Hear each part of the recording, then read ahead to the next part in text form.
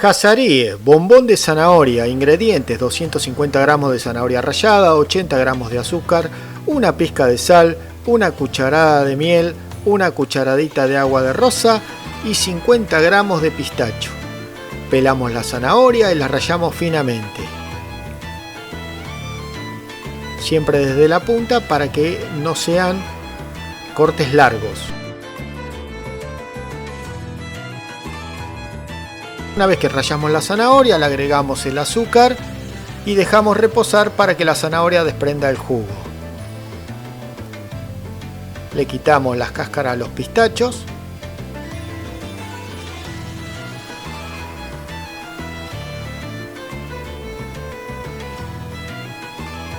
Y lo picamos finamente. No demasiado picado, que no quede un polvillo. Una vez que picamos el pistacho, lo vamos a reservar. Colocamos en una cacerola la zanahoria con la miel y cocinamos hasta que caramelice.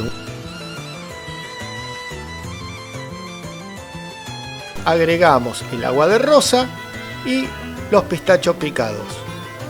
Revolvemos bien para que todo se integre.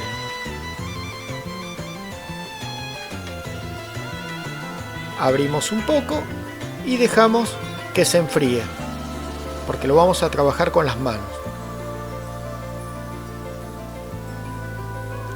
Con las manos húmedas vamos a agarrar una porción de la preparación, lo pasamos de mano en mano para redondearlo, lo redondeamos un poco y los acomodamos en un plato.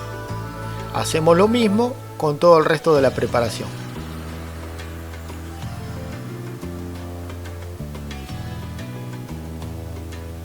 Una vez que tenemos toda la preparación hecha bolitas, la llevamos a la heladera y lo dejamos enfriar. Una vez que estén fríos, listo, a disfrutar de estos bombones Jazaríe.